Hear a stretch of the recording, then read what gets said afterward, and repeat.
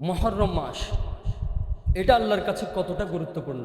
আল্লাহ রাব্বুল আলামিন পবিত্র কোরআনে ইরশাদ করেছেন, আউযু বিল্লাহি মিনাশ শাইতানির রাজীম, বিসমিল্লাহির রহমানির রহিম, ইন্না ইদ্দাতাশ শুহুরি ইনদাল্লাহি 12 শাহরান ফি কিতাবিল্লাহ ইয়াওমা খালাকাস সামাওয়াতি ওয়াল আরদ মিনহা আরবাআতুন হুরুম।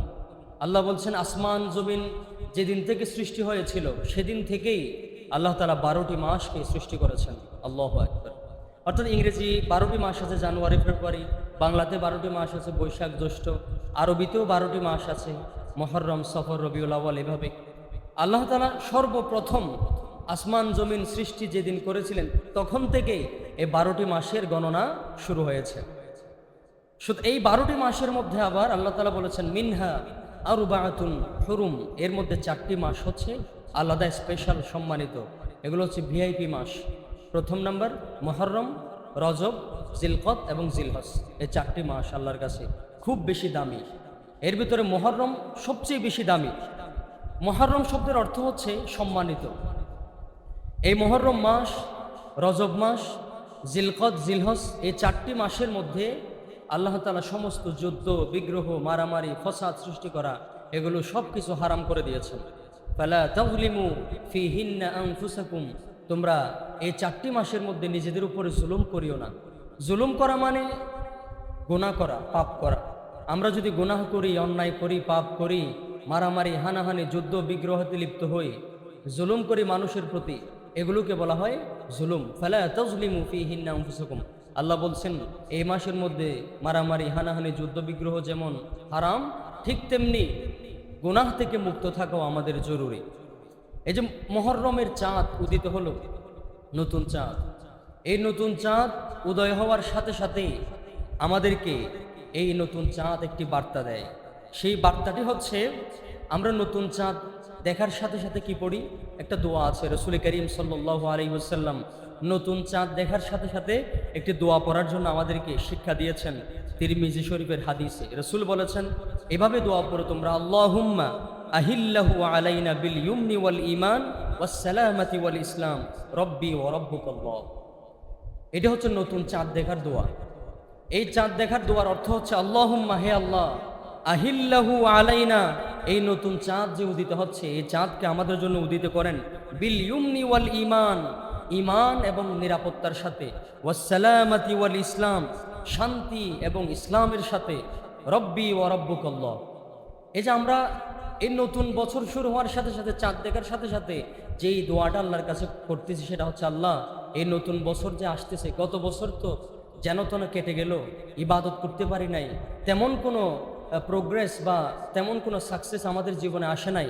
আল্লাহ, এই নতুন বছর যে আমাদের সামনে আসতে যাচ্ছে, এই যে নতুন চাঁদ উদিত হলো, এই চাঁদ দেখার সাথে সাথে আমাদের জীবনটাকে আপনি ঈমান, ইসলাম, শান্তি, বরকত, এগুলো দিয়ে পরিপূর্ণ করে দেন। সুবহানাল্লাহ।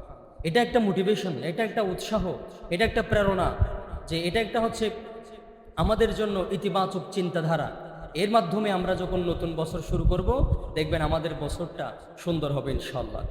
এই যে 12টি মাসের মধ্যে 4টি মাস যে সম্মানিত বলেছি, এর ভিতরে সবচেয়ে গুরুত্বপূর্ণ হচ্ছে মুহররম মাস।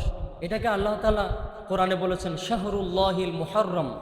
আল্লাহ বলছেন, এটা শাহরুল্লাহ, এটা আল্লাহর মাস। কার মাস? আল্লাহর মাস।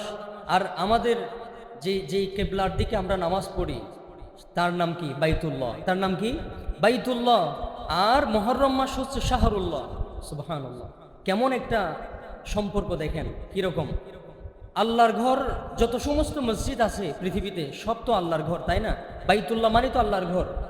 কিন্তু সব মসজিদকে বাইতুল্লাহ বলে ঠিক, কিন্তু আল্লাহ তাআলা স্পেশাল করে মক্কার যেটা কাবা আছে, এই কাবাকে বাইতুল্লাহ বলে সম্বোধন করেছেন কোরআনের এবং হাদিস।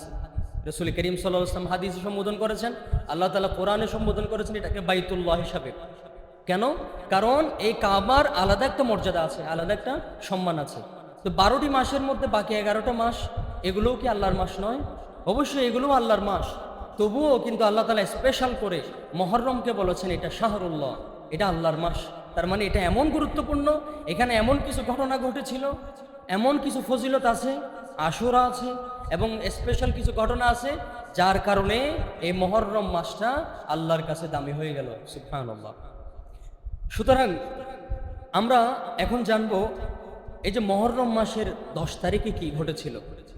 এই যে মুহররম মাসের 10 তারিখে আমরা কি বলি? আশুরা বলি। আশুরার দিনের ঐতিহাসিক একটা ঘটনা আপনাদের সামনে শেয়ার করছি। সেটা হচ্ছে, ফেরাউন ছিল সবচেয়ে বর্বর একজন শাসক, সবচেয়ে জালেম একজন শাসক। এই ফেরাউনের সাথে মূসার দ্বন্দ্ব ছিল। যুগে যুগে যেমন ফেরাউন ছিল তেমন মূসাও আছে। যুগে যুগে যত ফেরাউন আসবে তার বিপরীতে মূসা দাঁড়িয়ে যাবে। জিহাদ চিরকাল চলবে, কিয়ামত পর্যন্ত জিহাদ চলবে। আল জিহাদু মাদিন ইলা ইয়াউমিল কিয়ামা, কিয়ামত পর্যন্ত হক এবং বাতিলের, সত্য মিথ্যার দ্বন্দ্ব চিরকাল থাকবে। এবং যুগে যুগে যেমন জালেম বাদশাহ আসবে, জালেম শাসক আসবে, ঠিক তেমনি যুগে যুগে সৎ, যোগ্য, আদর্শ এবং প্রতিবাদী মানুষও জন্মাবে, ঠিক কিনা? যেমন আমাদের বাংলাদেশের উসমান হাদি এবং এরকম অসংখ্য যারা ইতিহাসের পাতায় এখনো চিরস্মরণীয় আছে। তারা সত্য বলে, সত্যকে প্রতিষ্ঠা করার জন্য, ইনসাফকে প্রতিষ্ঠা করার জন্য নিজের জীবন বাজি রেখে নিজের জীবনটুকু উৎসর্গ করে দিয়েছে দেশের কল্যাণে। এজন্য আমরা বলি এরকম মূসা আলাইহিস সালামের মতো বাতিলের বিরুদ্ধে দাঁড়াতে হবে। কিভাবে দেখেন, এই যে জাহিলি যুগে, ইসলাম পূর্ব যুগে এই যে মুহররমের 10 তারিখ যেটা আছে, এটার আলাদা একটা মর্যাদা ছিল। রাসূল করিম সাল্লাল্লাহু আলাইহি ওয়াসাল্লাম যখন মক্কা থেকে মদিনায় হিজরত করেছেন, মদিনায় যাওয়ার পরে তিনি দেখতে পেয়েছেন ইহুদিরা মুহররমের 10 তারিখে রোজা রাখে। রাসূল করিম সাল্লাল্লাহু আলাইহি ওয়াসাল্লাম তাদেরকে জিজ্ঞেস করলেন, তোমরা এই রোজাটা কেন রাখতেছো? কেন তোমরা মুহররমের 10 তারিখে রোজা রাখো? তখন ইহুদিরা জবাব দিল যে, আমাদের নবী মূসা আলাইহিস সালামকে আল্লাহ রাব্বুল আলামিন ফেরাউনের কবল থেকে, ফেরাউনের সৈন্যবাহিনী থেকে এই দিনে মুক্তি দিয়েছিলেন। এজন্য আমরা মুহররমের 10 তারিখে রোজা রেখে এই দিনটাকে পালন করি। সুবহানাল্লাহ। ইহুদিরা বলতেছে যে আমাদের মূসা আলাইহিস সালাম ফেরাউনের সৈন্যবাহিনী যে ধাওয়া করছিল পিছন থেকে, আল্লাহ তাআলা বলছেন, হে মূসা, আপনি যে লাঠি আছে এই লাঠিটা দিয়ে সামনে সাগরের মধ্যে আঘাত করেন। আঘাত করার সাথে সাথে 12টি রাস্তা তৈরি হয়ে গেল। আল্লাহু আকবার। এই 12টি রাস্তা ধরে মূসা আলাইহিস সালাম চলে গেলেন অনায়াসে, এবং মূসার কওম যারা ছিল ওনারাও চলে গেলেন। ফেরাউনের কওম এবং ফেরাউন ভাবছিল আমরাও এই পথ দিয়ে যেতে পারবো। আল্লাহ তাআলা দেখেন কি রকম কৌশল আল্লাহ তাআলা অবলম্বন করেন। ওয়া মাকারু ওয়া মাকারাল্লাহ ওয়াল্লাহু খায়রুল মাকিরিন। তারা চক্রান্ত করবে, কিন্তু আল্লাহ কৌশলে তাদেরকে এভাবেই পরাজিত করবেন যুগে যুগে। আল্লাহর কৌশল কেমন ছিল? ওই রাস্তাটা খোলা ছিল। ফেরাউন এবং ফেরাউনের কওম যখন যাচ্ছে ওই পথ দিয়ে, মাঝখানে যাওয়ার সাথে সাথে আল্লাহ তাআলা ওই সাগরের পানি দিয়ে তাদেরকে ধ্বংস করে দিয়েছেন। আল্লাহু আকবার। এখন এই যে ঐতিহাসিক বিজয়, এই যে ফেরাউন যখন ডুবে মরে যাচ্ছিল, তখন আল্লাহ তাআলাকে বলছেন, আল্লাহ, আমি তোমার এই যে মূসার রবের প্রতি ঈমান আনলাম। কখন বলতেছে? যখন ডুবে যাচ্ছে, মারা যাচ্ছে, ঠিক এই মুহূর্তে বলতেছে আমি ঈমান আনলাম, লা ইলাহা ইল্লাল্লাহ। তাদের যে কালিমা ছিল মূসা কালিমুল্লাহ, এভাবে মূসা আলাইহিস সালামের রবের উপরে ঈমান এনেছে, এটা দাবি করতেছে কখন? যখন মারা যাচ্ছে। আল্লাহ বলছেন, না ফেরাউন, তোমার তওবা এখন কবুল হবে না, কারণ এখন টাইম শেষ, টাইম পাস হয়ে গেছে। যখন ঈমান আনার সময় ছিল, যখন মূসা বারবার তোমার কাছে দাওয়াত নিয়ে গিয়েছিল, তখন কই ছিলা? তা আমাদের মধ্যে ফেরাউনের কিছু খাসিয়ত আছে। কিরকম জানেন? আমরা মানুষরা সারা জীবন নামাজ দোয়া পড়ি না, সারা জীবন খারাপ পথে চলি, হারামে লিপ্ত থাকি। যখন মৃত্যু সাকারাত যখন চলে, উত্তর দক্ষিণ করে যখন সময় রাখা হয়, তখন বলে যে তাড়াতাড়ি হুজুর ডেকে আনো, মসজিদের হুজুর ডেকে আনো, তওবা পড়াইতে হবে। কি পড়াইতে হবে? তওবা। সারা জীবন নামাজের কোনো খবর নাই, আলেম উলামাদের সাথে কোনো সম্পর্কই ছিল না। এমন কি বা আলেমরে দেয়দ্দ না পাইতো, অন্য জীবন মরিজার গইবা হদ দেখি হুজুর ডাকি আনো, এবার তওবা করো। তো হুজুর লাগিব, কিন্তু তো হলে হুজুর দেই না পারিব।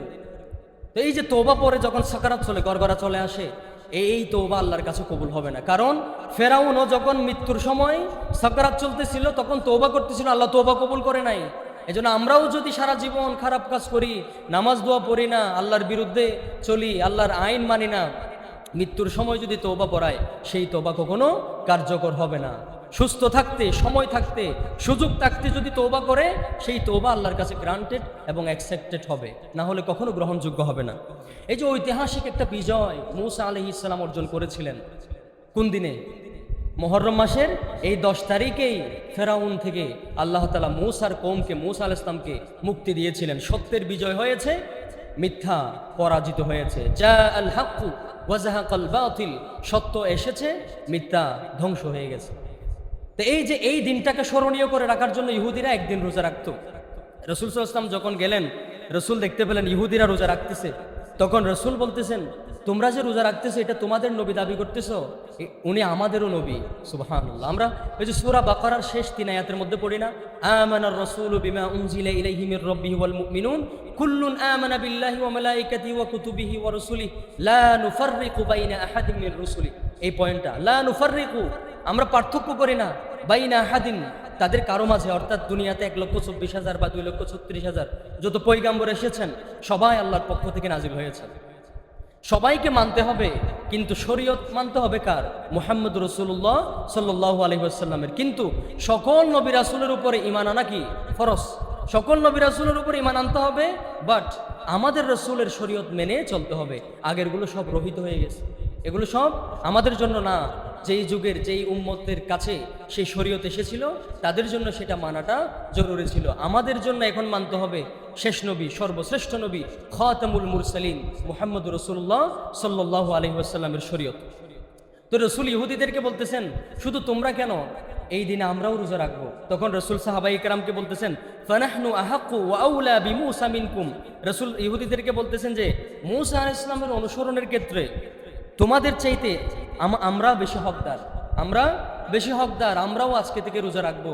তখন রাসূল সবাইকে বললেন, তোমরাও সাহাবায়ে কেরাম, তোমরা সবাই মুহররমের 10 তারিখে রোজা রাখবা। শুধু 10 তারিখে নয়, ইহুদিরা যেহেতু একদিন রাখে, শুধু 10 তারিখে তোমরা 2 দিন রাখবা। কয় দিন রাখবা? 2 দিন। কারণ ইহুদিদের সাথে যাতে মিলে না যায়, সাদৃশ্য না হয়। রাসূল বলতেছেন তোমরা 10 তারিখে রাখবা অথবা 9 তারিখ, 10 তারিখ মিলিয়ে রাখবা। আর 9 তারিখ রাখতে না পারলে 10 তারিখ আর 11 তারিখ মিলিয়ে 2টা রোজা রাখবা। কেন বলেছেন রাসূল 2টা রোজা রাখতে? ইহুদিরা রাখে একটা, আমরা রাখবো কয়টা? 2টা। আমরা তাদের বিপরীত। এই যে সামান্য রোজা রাখার ব্যাপারে গিয়ে যদি রাসূল বলেন যে ইহুদিদের সাথে খ্রিস্টানদের সাথে যাতে না মিলে, ইহুদিদের সাথে যাতে সাদৃশ্য না হয়, তাহলে আমাদের অবস্থা কি হবে? বর্তমানে দেখেন না খেলা চলতেছে, এই যে খেলাধুলা যে চলতেছে, এখানে অনেকে মেসি করে, অনেকে নেইমারের দল করে, অনেকে অমুক অমুক, অনেকে তমুক। এই যে আমরা তাদেরকে ভালোবাসতেছি, এরা কি মুসলমান? এরা কেউ ইহুদি, আর কেউ খ্রিস্টান, আর কেউ বিভিন্ন বিজাতি। এই যে বিজাতিদেরকে আমরা যে অনুসরণ করে তাদের মতো হেয়ার কাটিং, তাদের মতো চুল রাখি, তাদের মতো পোশাক পরি, তাদের জার্সি পরে মসজিদে নামাজ পড়তে আসি, তাদের ফ্ল্যাগে আগা, এই যে গলি গলি সবখানে ওদের ফ্ল্যাগ। কেন? আমাদের মুসলমানরা কখনো কালিমার পতাকা উড়ায় না, আমাদের মুসলমানরা উড়ায় আর্জেন্টিনা ব্রাজিলের পতাকা।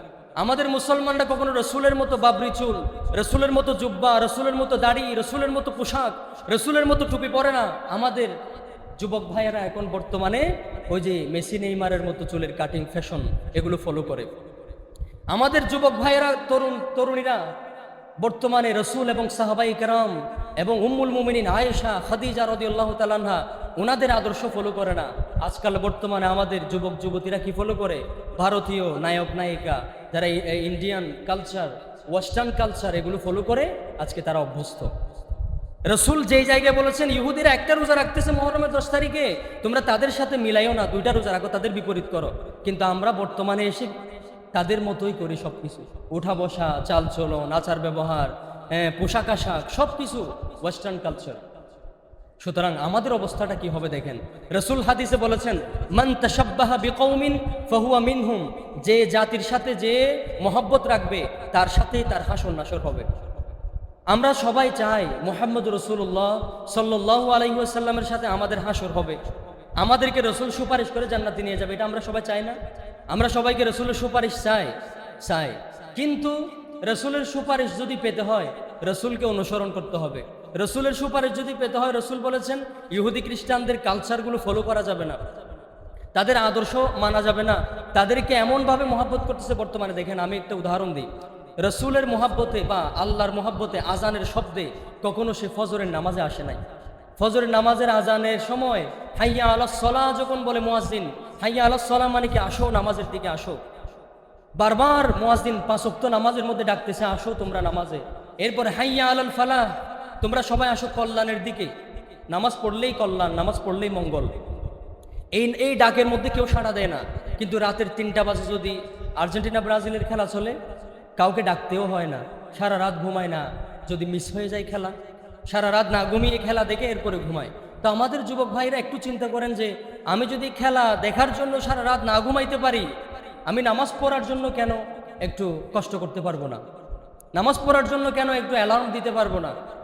এই বিষয়টা মাথায় রাখতে হবে। একটা খেলা চলতেছে, খেলার দোকানে দেখা যায় শত শত দর্শক, কিন্তু মসজিদের মুসল্লি মাঝে মাঝে আমি পাই আমাদের শুধু ফারুক শাহ হুজুরকে, আবার হয়তো 1-2 অথবা 1 কাতার এরকম মুসল্লি এখানে ভরপুর হয়ে যাওয়ার কথা। তো এই যে আমাদের খেলার দোকানে আমি দেখতে পাই ভর্তি হয়ে যায়, এইগুলো সবাই এই এলাকার মুসল্লি না? সবাই তো এই এলাকারই মানুষ। তো দোকানপাটে এত মুসল্লি দেখা যায়, মসজিদের মধ্যে দেখা যায় না কেন? এটা হচ্ছে আমাদের ব্যর্থতা। এই আমল দিয়ে, এই ইবাদত দিয়ে, এই তাকওয়া দিয়ে আমরা কিভাবে জান্নাতের আশা করি আমার বোঝায় আসে না। এজন্য আসুন, খেলাধুলা দেখেন এটা আপনার ব্যক্তিগত ব্যাপার, গুনাহ হবে, পাপ হবে, সমস্যা নেই, কিন্তু অন্তত নামাজটা পড়েন। আপনি খারাপ কিছু করতেছেন, হারাম কিছু করতেছেন, মদ খাচ্ছেন, সিগারেট খাচ্ছেন, খারাপ মানুষের সাথে আড্ডা দিচ্ছেন, সমস্যা নাই, অন্তত নামাজটা পড়েন। আপনি যেখানেই যান, যে সেক্টরে কাজ করেন, যে প্রফেশনে কাজ করেন, যে পেশায় কাজ করেন, নামাজের জন্য ছুটি নাই এমন কোনো পেশা আছে দুনিয়াতে? একজন হিন্দু মানুষের ঘরেও যদি আপনি চাকরি করেন, সেও আপনাকে নামাজের ছুটি দিবে। আর যদি আপনি বলেন আমার নামাজ পড়তে হবে, অবশ্যই আপনাকে ছুটি দিবে। কিন্তু আজকাল কাজের ব্যস্ততায়, কাজের চাপে আমরা নামাজ থেকে কতটা গাফিল হয়ে পড়েছি। অথচ নামাজ ছাড়া কেউ জান্নাত পেতে পারবে না। সে যত ফিসাব হোক, যত বড় আলেম হোক, যত বড় মুত্তাকি হোক, নামাজ ছাড়া সে কখনো জান্নাত পেতে পারে না। কারণ আউয়ালু মা ইউহাসাবু বিহিল আবদ ইয়াউমাল কিয়ামাতিস সালাত, কিয়ামতের দিন সর্বপ্রথম নামাজের হিসাব হবে। এজন্য আসুন, বিজাতীয় culture, western culture, Indian culture এগুলো ফলো না করে আমরা কালচার ফলো করব, আদর্শ ফলো করব মুহাম্মদ রাসূলুল্লাহ সাল্লাল্লাহু আলাইহি ওয়াসাল্লামের। কারণ আল্লাহ বলেছেন লাকাদ কানা লাকুম ফি রাসূলিল্লাহি উসওয়াতুন হাসানাহ, তোমাদের জন্য রাসূলের জীবনে আছে উত্তম আদর্শ। আমরা কোথায় গিয়ে আদর্শ ফলো করি? কার জীবনী পড়ি, কার ইতিহাস পড়ি, আমরা কার থেকে আমরা মোটিভেশন নিই? আমরা অনেক সময় বিভিন্ন উপন্যাস, গল্প, সাহিত্য পড়ি উৎসাহ নেওয়ার জন্য, মোটিভেশন নেওয়ার জন্য। কিন্তু জীবনে যদি মোটিভেশন, উৎসাহ, উদ্দীপনা, প্রেরণা যদি দরকার হয়, পড়েন রসুলের সিরাত, রসুলের জীবনী। রসুলের জীবনটা কেমন ছিল জানেন? সেই ছোটকাল থেকে শুরু করে রসুল জন্মের আগে তিনি পিতাহারা হলেন, জন্মের পরে তিনি মাতাহারা হলেন, তারপরে কিছুদিন পরে তার দাদা ইন্তেকাল করলেন, এরপরে চাচা, এরপরে তার প্রিয়তমা স্ত্রী খাদিজা রাদিয়াল্লাহু তাআলা আনহা। এভাবে তিনি খুবই সংগ্রামী একটি জীবন যাপন করেছেন। এতিম ছিলেন তিনি মুহাম্মদ রাসূলুল্লাহ সাল্লাল্লাহু আলাইহি ওয়াসাল্লাম। একজন এতিম শিশু কিভাবে স্ট্রাগল করে তিনি এই যে ছাগল চড়াইতেন, আমরা আগে আলোচনা করছি না? রসুল সামান্য পয়সার বিনিময়ে, টাকার বিনিময়ে তিনি মেষ চড়াতেন। এটা রসুলের প্রথম কেরিয়ার ছিল, প্রথম পেশা। আমরা অনেক সময় পেশাকে অবমূল্যায়ন করি, বলে যে এ সামান্য চায়ের দোকান করে, সামান্য ব্যবসা করে, আমরা অবমূল্যায়ন করি না। কিন্তু রসুল প্রথম বিজনেস, প্রথম প্রফেশন, প্রথম চাকরি শুরু করেছিলেন কি দিয়ে? ছাগল মেষ পালন, মেষ চড়ানো দিয়ে। এজন্য এই যে রসুল সাল্লাল্লাহু আলাইহি ওয়াসাল্লামের জীবন কিভাবে শুরু হলো, স্ট্রাগল করতে করতে রসুল 40 বছর বয়সে নবুয়ত পেয়েছেন। নবুয়ত পাওয়ার পরে মক্কায় 13 বছর তিনি কষ্ট করেছেন, পরিশ্রম করেছেন, রক্ত ঝরিয়েছেন, কাফের মুশরিকদের মার খেয়েছেন, জুলুমের শিকার হয়েছেন। এরপর রসুল মদিনায় গেলেন। মদিনায় গিয়েও তিনি আরাম করেন নাই। মদিনায় গিয়ে বদরের যুদ্ধ, উহুদের যুদ্ধ, খন্দক, তাবুক থেকে শুরু করে রসুল যুদ্ধ করেছেন, রক্ত ঝরিয়েছেন। মক্কায় ঝরিয়েছেন ঘাম, মদিনায় ঝরিয়েছেন রক্ত। এমনকি তাইফের ময়দানে রসুলের দান মুবারক, রসুলের দাঁত শহীদ করেছেন। কত কষ্ট করে, পরিশ্রম করে আমার রসুল সাকসেস হয়েছেন কি হয় নাই? রসুল চূড়ান্তভাবে সফল হয়েছেন। তা আমরাও যদি এরকম পরিশ্রম করি, আমরাও ইনশাল্লাহ সফল হবে। এই জন্য কোনো ওয়েস্টার্ন, কোনো কাউকে ফলো করা লাগবে না, কোনো বিজাতীয় কাউকে ফলো করা লাগবে না। যদি আমরা রসুলের আদর্শকে স্টেপ বাই স্টেপ ফলো করি, জীবন সফল হয়ে যাবে, দুনিয়াও সুন্দর হবে, আখিরাতও সুন্দর হবে ইনশাল্লাহ। এই যে আশুরার দিন, মুহররমের 10 তারিখে রোজা রাখলে কি ফজিলত? রাসূল করিম সাল্লাল্লাহু আলাইহি ওয়াসাল্লাম বলেছেন, সিয়ামু ইয়াউমি আশুরা আহতাসিবু আলাল্লাহি আন ইউকাফফিরাস সানাতাল্লাতী ক্বাবলাহ। রাসূল সহিহ মুসলিমের হাদিসে বলেছেন, যে ব্যক্তি মুহররমের 10 তারিখে আশুরার রোজা রাখবে, তার বিগত জীবনের 1 বছরের সগীরা গুনাহ আল্লাহ তাআলা সবগুলো মাফ করে দিবেন। সুবহানাল্লাহ। এটা নফল সিয়াম, সুন্নাত সিয়াম। কেউ যদি রাখতে চায় রাখবে। রাখলে কি হবে? রাখলে তার বিগত 1 বছরের ছোটোখাটো যে গুণাগুলো হয়েছে সবগুলো আল্লাহ তাআলা মাফ করে দিবেন শুধু এই রোজার বিনিময়ে, আলহামদুলিল্লাহ। এরপরে আরাফার দিন, এই যে জিলহজ মাসের 8 তারিখে যে আরাফার দিন হয়, এই আরাফার দিনে রোজা রাখলে কি হয়? আরাফার দিনে রোজা রাখলে আল্লাহ সুবহানাহু ওয়া তাআলা বিগত জীবনের বিগত 1 বছরের এবং পরের 1 বছরের গুনাহ আল্লাহ তাআলা মাফ করে দেন, সুবহানাল্লাহ। এই যে আমরা আরাফার দিন কখন হয়? জিলহজের কয় তারিখ? 9 তারিখ না? 9 তারিখে আরাফা, 10 তারিখে হজ। তাহলে সুতরাং এই যে আরাফার দিনে রোজা রাখলে বিগত 1 বছরের গুনাহ এবং আগামী 1 বছরের গুনাহ মাফ। আর আশুরার দিন মুহররমের 10 তারিখে রোজা রাখলে বিগত 1 বছরের সগীরা গুনাহ আল্লাহ তাআলা সব কিছু মাফ করে দিবেন, আলহামদুলিল্লাহ। আর সবে কদর, লাইলাতুল কদর আছে না? লাইলাতুল কদরে যদি আমরা সারা রাত ইবাদত করি, আমরা 84 বছর প্লাস ইবাদত করলে যে সওয়াব হবে আল্লাহ 1 রাতের মধ্যেই ওই সওয়াব দিয়ে দিবেন, সুবহানাল্লাহ। এগুলো সবগুলো আমাদের জন্য অফার। একবার রাসূলকে জিজ্ঞেস করা হচ্ছে, ইয়া রাসূলুল্লাহ, আগের যুগের উম্মতরা তো বেশি বেশি হায়াত পেত, 100 বছর 200 বছর, তো তারা তো বেশি বেশি ইবাদত করতে পারতো, আমরা তো হায়াত পাই কম। এখন আমরা যদি তাদের চাইতে কম ইবাদত করতে পারি, আমরা তো আগে জান্নাতে যাব না। কিন্তু রাসূল, আপনি তো বলেছেন উম্মতে মুহাম্মদী, রাসূলের উম্মতরা আগে জান্নাতে যাবে। এখন আমরা কিভাবে জান্নাতে যাব? আমরা তো তেমন ইবাদত করার সুযোগ পাই না। তখন রাসূল বলতেছেন, তোমাদের জন্য এমন এমন কিছু রাত আছে, লাইলাতুল কদর, শবে বরাত, বরাত যেটাকে বলে লাইলাতুন নিসফি মিন শাবান, তারপরে আশুরা, আরাফা, এরকম কিছু অফার আল্লাহ তাআলা দিয়ে দিয়েছেন। আল্লাহ তাআলা 1 রাতের মধ্যেই 84 বছরের ইবাদতের সওয়াব দিয়ে দিবেন। একটা রোজা রাখার সাথে সাথে বিগত 1 বছরের গুনাহ মাফ করে দিবেন। একটা রোজা রাখার সাথে সাথে আল্লাহ তাআলা বিগত 1 বছর পরের 1 বছরের গুনাহ আল্লাহ মাফ করে দিবেন, সুবহানাল্লাহ। এজন্য এগুলো অফারগুলো আমাদেরকে ধরে নিতে হবে যদি সম্ভব হয়, ইনশাআল্লাহ। তারপরের বিষয়, এই যে আশুরার দিনে রোজা রাখার জন্য রাসূল করিম সাল্লাল্লাহু আলাইহি ওয়াসাল্লাম সাহাবায়ে কেরাম বাচ্চাদেরও উৎসাহ দিতেন, বাচ্চারাও যাতে এই মুহররমের 10 তারিখে রোজা রাখে, আশুরা রোজা রাখে। তো বাচ্চাদেরকে কেন উপদেশ দিতেন? কারণ হচ্ছে, একটা শিশু যখন ছোটকাল থেকে রোজার অভ্যাস করবে, একটা সন্তান যখন ছোটকাল থেকে সে যখন নামাজের প্র্যাকটিস করবে, বড় হলে তাকে জোর করে নামাজ পড়াইতে হবে না। বর্তমানে আমরা তো বাচ্চাদেরকে নামাজ পড়ার জন্য উৎসাহ দিই না, কিন্তু শুধু বলতে পারি যে বাচ্চা তুমি পড়াশোনা করো। এই যে অমুক পাশের বাড়ির একটা আব্দুর রহিম, আব্দুল করিম পড়াশোনা করে আজকে সরকারি চাকরি করতেছে, 50-60 হাজার টাকা, 1 লাখ টাকা ইনকাম করতেছে। তোমার পাশের বাড়িতে দেখো তোমার চাচাতো ভাই বিদেশে গিয়ে লাখ লাখ টাকা ইনকাম করে বিল্ডিং করে ফেলছে, তুমি কি করতে পারছো জীবনে? তুমিও ইনকাম করো, তুমিও কাজ করো, তুমি ইনকাম করে করে আমাকে দাও। এই আমাদের বাচ্চাদের মাথায় আমরা ইনকামের ভূত চাপাই দিছি। শুধু ইনকাম করতে হবে, মানে পড়াশোনার মূল উদ্দেশ্য ইনকাম হয়ে গেছে বর্তমানে। কিন্তু পড়াশোনার মূল উদ্দেশ্য ছিল ছেলে নামাজি হবে, ছেলে মুত্তাকি হবে, ছেলে পরহেজগার হবে, ছেলে আদব কায়দা জানবে, ছেলে শৃঙ্খলা জানবে, ডিসিপ্লিন জানবে, ছেলে দুনিয়া এবং আখিরাত 2 জগতে সফল হবে। কিন্তু আমাদের মা বাবারা সবসময় প্রেশার ক্রিয়েট করে বলে যে A+ পেতে হবে, A+ যদি কোনো কারণে না পায় তাকে ঘর থেকে বের করে দেয়। এমনও নজির আছে, বাংলাদেশে A+ পায় নাই, মা বাবারা বকা দিছে, মারছে, সে আত্মহত্যা করে ফেলছে, এরকম আছে না? তো এরকম আমরা যদি বাচ্চাদেরকে A+ এর জন্য এভাবে চাপ দিতে পারি, কিন্তু নামাজের জন্য কি কখনো চাপ দিছি এরকম? বাচ্চাদেরকে যদি ইনকাম করার জন্য এরকম প্রেশার ক্রিয়েট করতে পারি, নামাজ পড়ার জন্য কোনোদিন কি প্রেশার ক্রিয়েট করছি যে তুমি যদি, আমরা এরকম বলি না, তুমি যদি ইনকাম করতে না পারো আজকে থেকে আমার ভাত খাবে না, মানে আমার বাসায় তোমার ভাত নাই, তুমি বের হয়ে যাও, যেখানে মন চাই সেখানে গিয়ে হোটেলে চাকরি করো, এরকম বলি না? তা আপনি কখনো কি আপনার ছেলেকে বলছেন এভাবে যে তুমি যদি নামাজ না পড়ো আমার ঘরে তোমার ভাত নাই, তুমি বের হয়ে যাও আমার বাসা থেকে, এরকম বলছি কখনো? বলি না। আর উল্টা কি করি, ফজরের সময় যখন নামাজে আসে মা বাবারা আস্তে করে দরজা খুলে যাতে বাচ্চার ঘুম না ভাঙে। রসুল কিন্তু, রসুলের সাহাবায়ে কেরাম কি করতেন, বাচ্চাদেরকে নামাজের প্র্যাকটিস করাতেন। নামাজে দাঁড়াবেন মুসল্লায়, এজন্য সুন্নত নামাজ মাঝে মাঝে বাসায় পড়া দরকার। কোথায় পড়া দরকার? বাসায়। আমাদের মুসল্লিদের কিছু বিষয় বুঝতে হবে, এটা আমি একেবারে আঞ্চলিক ভাষায় বলি। মানে আর অনেক সময় মনে করি দেখি নামাজ বেগিন মসজিদত পড়া ফুরিব, সুন্নত নফল দিন হয়, এমনকি ইমাম সাহেব যদি হনাহারণে গরত তো সুন্নত ফরিয়া অনেকে হইব দেখি ইমাম সাহেব সুন্নত নফরে। বিতিরের নামাজ মাঝে মাঝে আমরা খেয়াল করি বা নাই রাখি দিই বিতিরের নামাজ, তো অনেকে হইব দেখি ইমাম সাহেব বিতিরের নামাজ নফরে, দোয়ানো নহইব, এলে কিছু আছে মুসল্লি মানে নবুঝে এক কান সমালোচনা করিব 10 শান। বিতিরের নামাজ অন্য যদি তাহাজ্জুদের নামাজ পড়ন, তাহাজ্জুদের পরে বিতিরের নামাজ পড়ন উত্তম বেশি।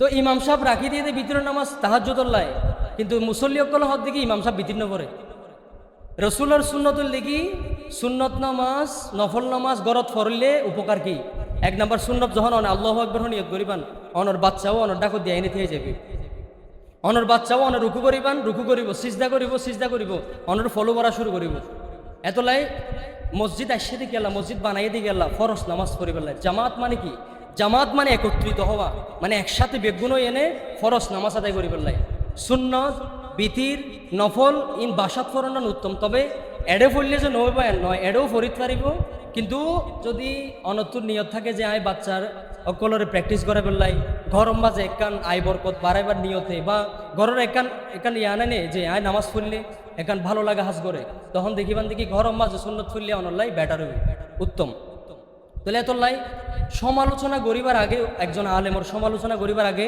আগে চিন্তা করিবান অজ্ঞ আলেমে একখান হতা হইব দিয়ে আনোর পিছনে একখান হারণ আছে অজ্ঞ আলেমে একখান আমল করিবার পিছনে আনোর একখান হারণ আছে প্রত্যেকটি বিষয়ে মাসালা আছে এজন্য জেনে নিতে হবে ইনশাল্লাহ আর ধরেন আমি হঠাৎ করে এসে 2 রাকাত নামাজ পড়ে মাঝে মাঝে এনো দেখি ধরন সময় আছে দে 2 মিনিট এটা কি 4 রাকাত সুন্নত করা যাবে না আয় মাঝে মাঝে নিয়ত বান্ধিবার সাথে সাথে মুরব্বীও নিয়ত বান্ধি ফেলায় মানে মনে করে আয় সুন্নত নামাজে নিয়ত বান্ধি সময় আছে পাল্লাইলা আয় তো 2 রাকাত পড়ি পাল্লাই নিয়ত বান্ধি দে না রসুল হয়ে দে যে তোমরা মসজিদে ঢুকার পরে 2 রাকাত নামাজ না পড়ে কখনো বসবা না আগে 2 রাকাত নামাজ এটা পড়তে হবে সময় না থাকলে 2 রাকাত সময় থাকলে সুন্নত 4 রাকাত তো দেখেন 2 রাকাত নামাজ পড়ে যখন বসে গেছি তো অনেকে বলতেছে ইমাম সাহেব শুধু 2 রাকাত পড়ে দেখতেন অথচ ইমার্জেন্সি কোনো কাজ থাকলে 2 রাকাত পড়ে বসি এটা তো আরো আপনারা প্রশংসা করবেন যে না যে হুজুরে যে কোনো মুহূর্তে 2 রাকাতটা হলো অন্তত পড়ছে সময় থাকলে 4 রাকাত আর সুন্নতে মুআক্কাদা কি বলেন তো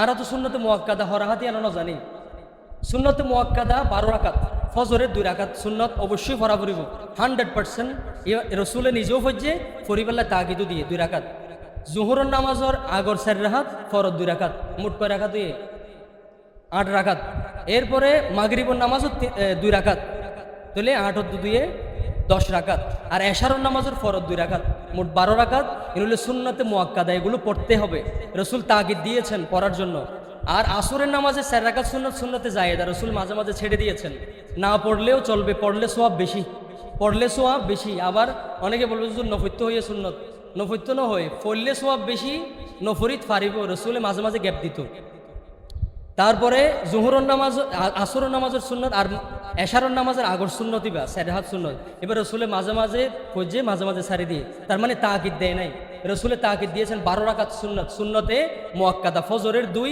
জোহরের আগের পরের সুন্নত মাগরিবের 2 সুন্নত এশারের পরের 2 রাকাত সুন্নত এগুলো রসুল 12 রাকাত পড়লে কি হবে বলেছেন রসুল বলেছেন 12 রাকাত সুন্নত মুআক্কাদা যদি কেউ পড়ে আল্লাহ তাআলা জান্নাতের মধ্যে তার জন্য স্পেশাল ঘর নির্মাণ করবেন সুবহানাল্লাহ এজন্য আসুন আমরা সব কিছু যে কোনো একটা বিষয় না জানলে আলেম উলামা যারা আছে তাদেরকে জিজ্ঞেস করবেন না জেনে সমালোচনা করাটা খুবই খারাপ মারাত্মক গীবত করা এক জিনিস অপবাদ দেয়া আরেক জিনিস ধরুন একখান দোষ আছে ইয়ান হইলে ঠিক আছে মানে লওয়া যায় অপবাদ জিনিসটা খুবই মারাত্মক যেটা নাই কারো ভিতরে সেটা বলে বলে প্রচার করা কখনো উচিত নয় একটু পিছনে হলেই দুইজনে ফুটুল শুরু করে হুজুরাইল্লাহ অমুক মানুষ ইবাইল্লা অমুক ইল্লা ধরুন 3 জনে গল্প করেন একজন হঠাৎ করে গিয়ে আর 2 জন ছিঁড়ে গিয়ে হদিতে কি এলেন হয়ে আর অনেক সময় এগুলো খুব মারাত্মক অভ্যাস খারাপ অভ্যাস খুবই ব্যাড হ্যাবিট আপনার সামনে যেরকম হবেন আপনি মানুষ পিছনেও সেরকম আপনি সরাসরি যেটা বলবেন পিছনে সেটা বলবেন এটা হচ্ছে আপনার পুরুষত্বের পরিচয় আপনি যে খাঁটি পুরুষ বীর পুরুষ এটার পরিচয় আর আপনি যদি পিছনে কথা বলেন এটা তো কাপুরুষের পরিচয় সাহস থাকলে যার সমালোচনা করবেন তাকে সরাসরি বলে দিবেন তোমার এই অভ্যাসটা খারাপ তুমি এটা চেঞ্জ করো তোমাকে first warning second warning third warning 3বারেই যদি ওয়ার্নিং দেওয়ার পর না মানে তখন তাকে শাস্তিমূলক কোনো ব্যবস্থা করতে হবে কিন্তু প্রথমবারেই আপনি শুরু করে দিলেন দোকানে পাটে বসে এটা কখনো উচিত নয় এটা মুমিন হিসাবে উচিত নয় আমরা আগের জুমায় আলোচনা করেছি মুনাফিকের আলামত 3টা এটা হচ্ছে আমানতের খেয়ানত করবে এটা মানুষের কথা এটা একটা আমানত মানুষের সম্মান মর্যাদা এটা একটা আমানত আপনার কাছে আপনি কখনো আরেকজনের সম্মান নিয়ে ছিনিমিনি খেলতে পারেন না পার্সোনালি কন্ট্যাক্ট করে বোঝাপড়া করে আপনারা মীমাংসা করবেন কখনো কারো বিরুদ্ধে সমালোচনা অপবাদ গীবত এগুলো কখনো করা উচিত নয় প্রিয় হাজিরিন আলোচনা শেষ পরিবার শিশুদেরকে নামাজের তাগিদ দেওয়ার জন্য কি করতে হবে মাঝে মাঝে সুন্নত নামাজ এখানে পড়লেও নফল নামাজ বাসায় গিয়ে পড়বেন নফল 2 রাকাত যখন আল্লাহু আকবার নিয়ত করবেন বাচ্চারা এসে আপনার সামনে। যেমন রসুল যখন নামাজের নিয়ত করতেন তখন তার নাতি হুসাইন, হাসান হুসাইন ওরা কাঁধের উপর উঠে যেত। একদিন রসুল যখন নামাজ পড়াচ্ছেন সাহাবাই কেরামকে, রসুলের নাতি কাঁধের উপর উঠে গেছে। রসুল সিজদা থেকে উঠতেছে না। সাহাবাই কেরাম মনে মনে চিন্তা করতে লাগলেন, কিরে রসুলের কি হলো, রসুল এতক্ষণ পর্যন্ত সিজদা তো নকাউড়ের। তো রসুল তো নামাজ শেষে সালাম ফিরে বাদ প্রচার করে দেখি যে অনত কি হইলে যে সিজদার মাঝে এতক্ষণ কয়জন হদান নাতি আই এনে এই যে সিজদার হান্দর ওর বইতে কিনলে সুবহানাল্লাহ।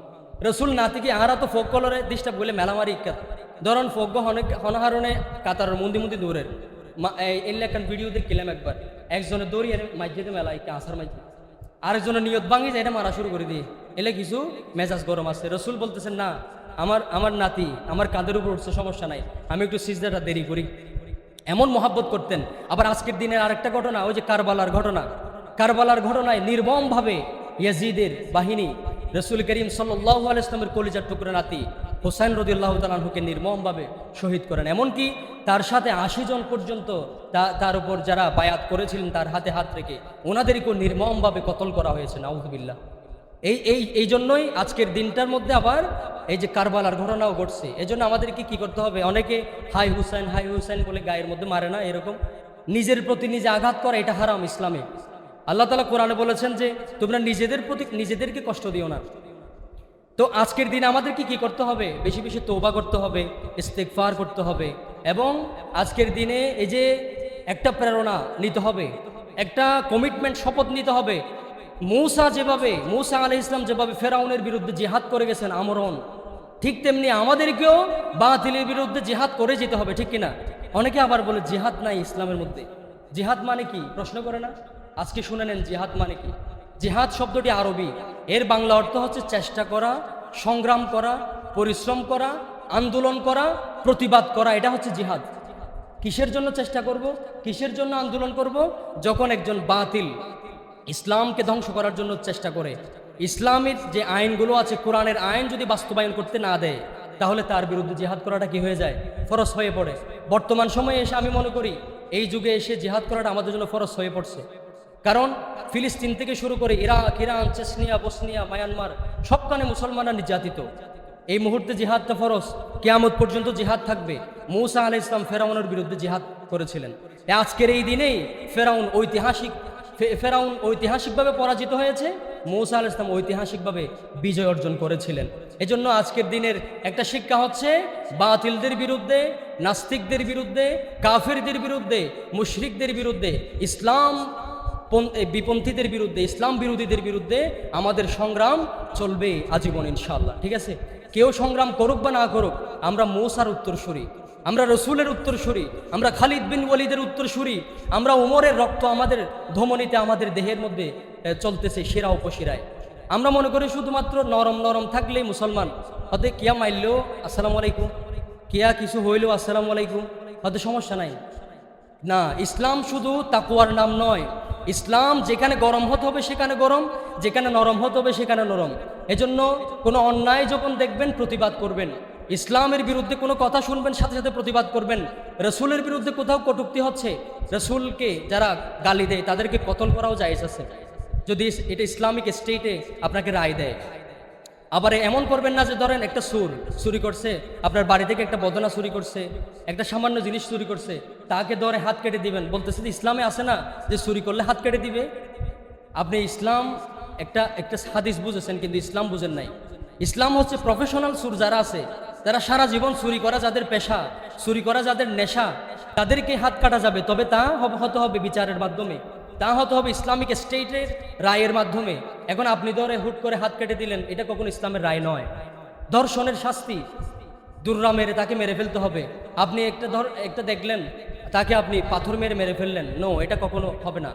আপনি আইন নিজের হাতে তুলে নিতে পারবেন না। দেশের আইন মানতে হবে, ইসলামের শরীয়তের বিচার কার্য মানতে হবে।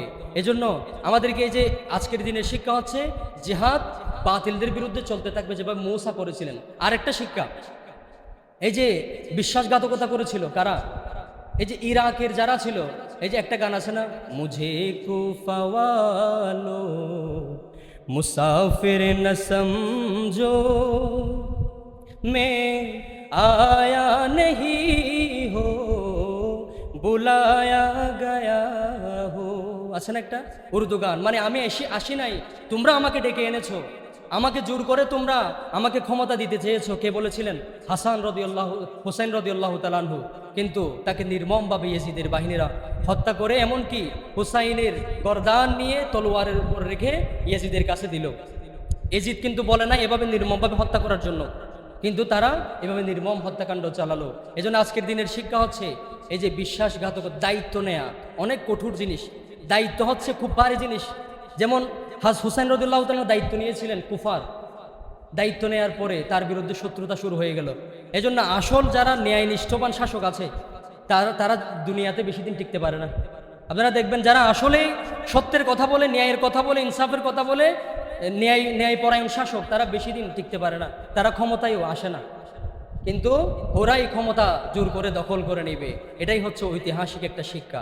আসুন আমরা আজকের দিনে বেশি বেশি ইস্তিগফার করি, আশুরার দিনে রোজা রাখবো, হাই হুসেন বলে মাতম করা, শোক প্রকাশ করা, এগুলো বিদআত, এগুলো বর্জনীয়। অধিক পরিমাণ তওবা করতে হবে। তাজিয়া মিছিল করে, অনেকে মিছিল করে, এগুলো কখনো করা যাবে না।